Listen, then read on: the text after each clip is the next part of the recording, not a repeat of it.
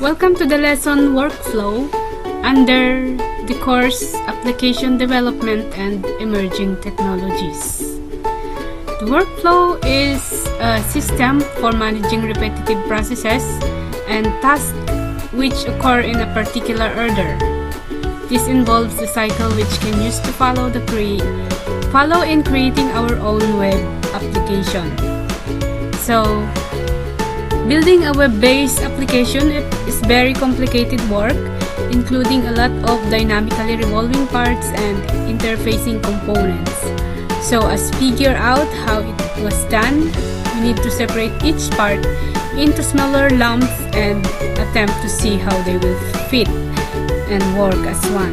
Technically, most components we normally associate with don't really involve much coding. In this lesson, we will try to go over basic flow or workflow development in applications, which involves the cycles which can use to follow in creating our own web design or web application, and in doing such, we would be able to understand the essential tools used to make the process of web development easier and understandable. So we have common tools used for creating web applications. First one is the text editor, and next is the version control system, and the last is the web browser. So these three tools is very important in creating or building our web page. So first is the text editor. So text editors are the tool most likely you will be working with more often. It is a simple and small text editor program capable of handling codes, readable by different programming languages. And there are two essential classes of text editors widely used in development of modern web applications. First is the graphical user interface editors or GUI, and the example of GUI is Coda, Sublime Text, and TextMate. And the second essential class is the terminal editor. So the example of terminal editor are Emacs and Vim. Sublime Text. So we're going to use Sublime Text for this lesson. So Sublime Text was a mainstream text editor with a few extraordinary features for web development. So in order for us to create our own web page, we will need to install this tool, which is the Sublime Text. I think this is the easiest and simplest tool that we can use, which is the Sublime Text. So to install the Sublime Text and configure, you will need to access the Sublime site or the Sublime online site. Sublime Text Basics. When you have Sublime installed and configured, you will be placed on the screen like the following image. This one. So next, after installing the Sublime Text, we can create a new file already. So we can start to create a new file by your computer, desktop, and right click, create a new text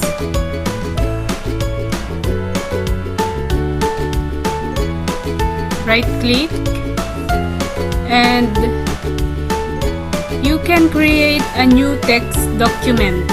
Select the file menu and select the new file. You may change the Sublime environment by simply accessing the menu, selecting preferences, and selecting the color scheme.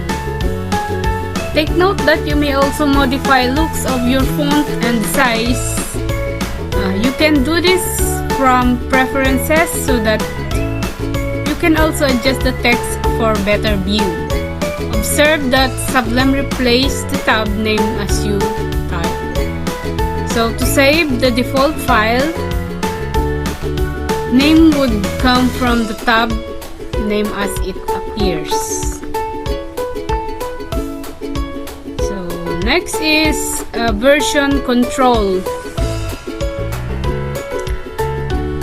Version control is a cycle that permits you to complete marked checkpoints in your codes so that may always generally allude back to it. Numerous highly accepted version control tools are accessible, and most of them have their own specific features and some type subtleties.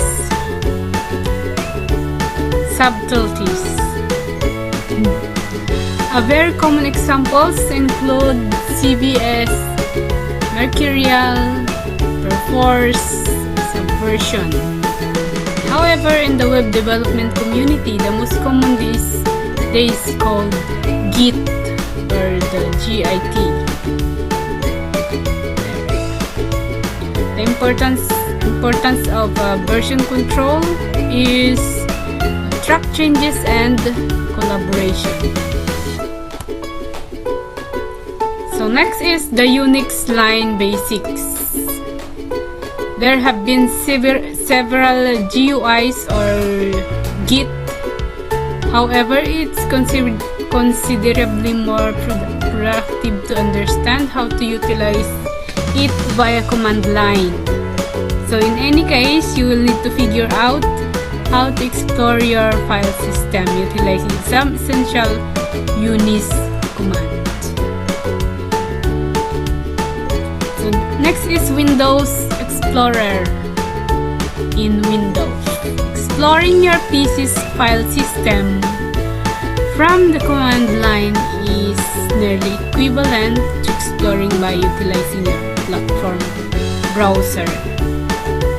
So in case you are in Windows, you can be able to do the following git bash prompt that you will be able to install along this list Git project as depicted in the previous section. So git bash was a program that emulates the terminal of Unix in Windows, which can provide you access to Git commands. In order to bring the git bash prompt, you will have to explore there by means of your start menu. So next is where am I? So the primary inquiry you should pose to yourself when a give command line interface is which directory I should be in. So the main path is to utilize the pwd command, which refers to the print working directory. So in changing directions, it's not that difficult. From the command line, you simply need to relocate the name of the command, and it's cd, which represents the changed directory. So in the event that you need to go into your documents folder, you basically write hostname and cd or cd documents or command change directory document. Creating directions. Lastly, you'll need to create a directory to keep your projects entirely for this course. To do this, you will have to utilize the mkdir command, which means make a directory. So this is the following command that you can use in creating directories and changing and creating directories. Next is the file system and trees. File systems and trees. A tree diagram is basically a method of visualization and on any sort of hierarchical structure. For instance, consider having directory which we can refer to as home, which contains 3 other subdirectories. We have the documents, music, and pictures, as seen in this figure. You can see in this figure there is a home and there are 3 subdirectories which are document, pictures, and music. And inside the picture, subdirectory contains 5 images. So inside document, subdirectory contains another subdirectory called project. So this is how it looks like, a tree diagram. So it's just like a binary tree diagram. It's smart though to keep this psychological model in your mind while you're exploring the file system. So the file system look like just a tree. When there is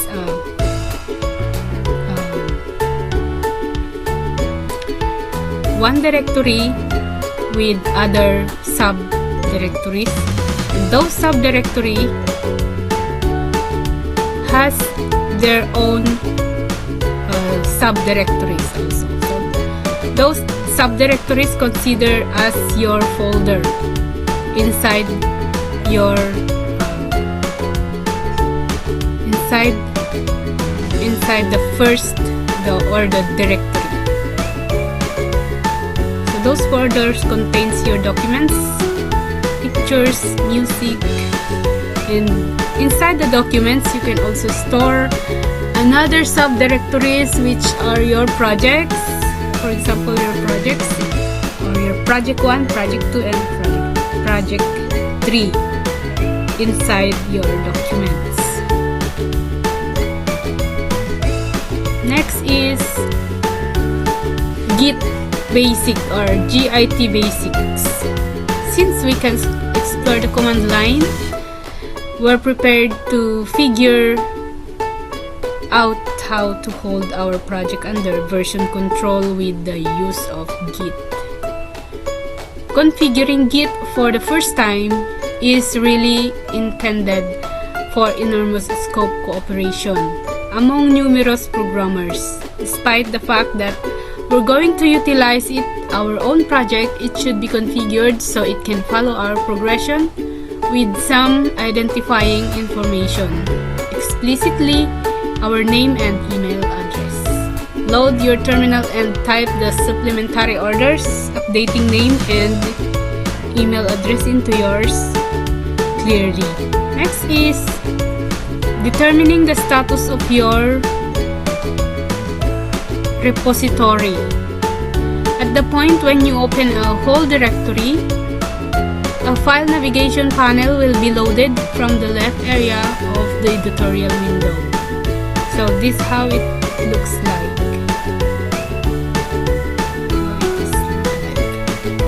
So our first commits, we adhere to the directions Git provided to us and included it in the repo with the Git included command. So this is the Git command, git add index.html. Next is viewing the history of repo. We can take a gander to our commit history by utilizing git log. So the next lesson under the course Application Development and Emerging Technologies is the structure. So throughout the following 2 modules, we will get an outline of two generally significant customers' side topics, which is HTML and CSS. Since it is extremely unlikely that we can cover both of this detail, these two modules will be composed principally as progression of hands-on instructional exercises that we can assist you with understanding enough HTML and CSS to help the code models in the rest of this lesson. So, hello HTML.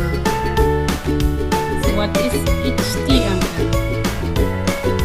HTML, which means Hypertext Markup Language, is an innovation that permits us to determine the structure of visual components, at times alluded to as the UI of a web application. So HTML, to begin with, the well-utilized command line to make a directory be named module 2 in our project directory. So, tags versus content. As you're writing, you may observe that the documents comprises two kinds of content. One sort of content is the typically content like my first web application and hello world or hi world. The other kind of content as HTML and head. It contained by angle brackets, and we allude to those components as tags. So tags are a type of metadata, and this metadata is utilized to apply structure to the content of the page. So P is for paragraph. P is for paragraph. Presently, we'll make a minor alteration by including a section with some lorem ipsum text, which is essentially filler text that we can supplant with the real duplicates later. So P is for paragraph is usually followed to title or head.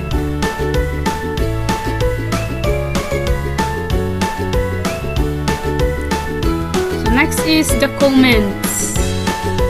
Comments are an advantageous method to reference on our HTML. We begin an HTML comment using left arrow and ends a remark with right arrow. Headings and anchors list. So the most significant heading content ought to the contained in an H1 tag, while heading content of lesser significance ought to show up in the others. To utilize an anchor tags, we need to likewise incorporate HTML hrefs attribute, which advises the browser where to go when a connection is clicked. So generalizations, we can sum up a couple of things from initial samples that we've presented. So the first is all the typical content text is wrapped by HTML tags. Then the document object model and trees. So HTML tags characterize a progressive structure called DOM, or Document Object Model. So the DOM is a method of presenting an object which can characterize through HTML and afterward communicated with by means of a scripting language such as JavaScript. HTML tags characterize DOM elements, which are substances that live in Document Object Model, or DOM. Next is the using HTML validation, or to identify problems. So the next content in our HTML document is ordinarily encased by a couple of tags. An initial tag looks like HTML and an end tag looks like /\HTML. The genuine name of the tag is the thing that determines the kind of DOM element that it speaks to. So validation program is a set of instructions that naturally verifies whether your code adjusts to a certain fundamental guidelines. On the off chance that you have utilized programming languages similar to Java or C++, before you may have done it with a compiler. So identifying the structure. Recall that HTML is about the structure of document. This implies despite the fact that we see various stylistic elements here, like different textual styles, the hues, and even the format.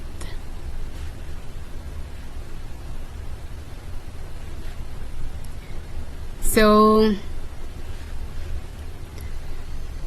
it's a deal to disregard them for the meantime on the grounds that generally is ought to make little difference to the HTML. So visualizing structure with a tree. When we have recognized all the necessary elements, we'll have to analyze how they fit all together. There. And implementing the structure with our workflow. When we have a trip or trial, either on paper or in our mind, it's quite simple to code up the HTML on the off chance that we know the tags that speak to these auxiliary content elements. So structuring the main content. Similar to the header, there are two principal parts to structure the primary area. There is the substance on the left side, and afterward there's the picture that is on the correct side. The substance on the left side is split into two separate areas. So the footer encompasses two fundamental segments like the other segments. One of the segments incorporates contact data for organization, and other segment that connects, that will allude to a sitemap. So the third lesson under the course Application Development and Emerging Technologies is the style. So in this part, we'll endeavor to lighten a portion of these issues and figure out how to change an HTML document. Is shown utilizing cascading style sheet, or CSS. As reference in the past part, this will give you enough to help begin with CSS. So CSS, you can make missing style CSS file utilizing Sublime from the file navigation window in Sublime Editor. A CSS file is an assortment of rule set. Rule set is essentially an assortment of style rules apply to some subset of elements in the DOM. A rule set comprises a selector which can consider as a tag name for the meantime. An opening curly brace is a list of rules and an ending curly brace. Every rule comprises a particular property, trained by a colon followed by a value, or a list of values isolated by spaces, followed with a semicolon. So next is the comments. Our cascading style sheets code can likewise incorporate comments like the comments in HTML. CSS comments are code explanations that are totally disregarded by the browser during execution. So the comments are just helping the programmers to identify or the specific part of their code. So that's the use of the comment. In case you're simply beginning with CSS, it generally suggests deciding in favor of comments. So the comments can help you to remember the lines of your codes. So the padding, border, and margin. Generally, HTML elements are shown in one of the two different ways. The main way is inline, which applies to elements that have the type or a span. So selectors, the most significant part of CSS originates from the viable utilization of selectors. We've seen fundamental types of selector that utilizes a tag name to choose all elements that have that name. So classes, we can add class attribute to div or tags to separate them. And incidentally, we can add a class to any DOM element. So next is pseudo classes or pseudo class. One regular use case for CSS pseudo class is altering the manner in which connection is shown when a client hovers over it. This can accomplish by utilizing the hover pseudo class on an element. So more complex selectors. As things get a bit more complicated with our tree diagram for DOM, it gets important also to make more difficult selectors. In like manner, we can choose the elements that are second, third, fourth, and so on, children, by utilizing nth child pseudocode. So cascading rules. The cascading rules principle determine that the rule set that show up later in the CSS list applied. And then we have this inheritance. Layout with the floats. In any case, there are other more broad properties that influence the general layout of the page, compared with a single element. So these properties give programmers more power over where objects show up. One of the usually utilized properties of this nature is the float property. So the next the clear property. One of fascinating issues can emerge when building formats utilizing floats elements. Here is a somewhat unique HTML documents. Working with fonts. Before working with custom font style on site was tricky on the grounds that you were restricted to the font styles that were viewers of your site had introduced on their PC. Web font style or fonts have made a lot of simpler on the grounds that you can convey the fonts of the web when they are required. On the off chance that we will need a more fine-grained authority over text sizes, views and switch are meta units that signify a multiplier on current text dimension. Next is resetting power browser inconsistencies. So one questionable tools that you will frequently utilize is a CSS reset. For what reasons are CSS reset questionable? There are a few reasons. However, they can be categorized into three specific points. One is accessibility. For instance, they can mess up individuals who are exploding through keyboard. Another analysis performed since the frequently utilized universal selector. They can be moderately wasteful. Also in conclusion, they make horrendous lot of repetition since browser defaults are regularly precise what you need. Using CSS lint to identify potential problems. Much the same as with HTML, is occasionally useful to have tools that encourage us to discover possible issues with CSS. So similar to an HTML validator, CSS lint is a tool that can assist us with distinguishing expected issues with our code. And interacting and troubleshooting with the Chrome developer tools. Just like the case with any sort of software programming, things will now and then may not work the way that you meant it to. With CSS, that regularly implies your page appear to be more unique in the browser than you expect. It's not satisfactory why that is the situation. A few more modifications, and lastly, you will have to add padding and margins to put everything arranged and spaced accurately. This will require trying different things with the margins and padding on different elements. I urge you to do that in Chrome browser developer tools. You likewise need to style the links on your page. The entirety of the links are red and not underlined except the cursor is drifting over them. That will accept you to control the floats of the class of the A elements. Thank you.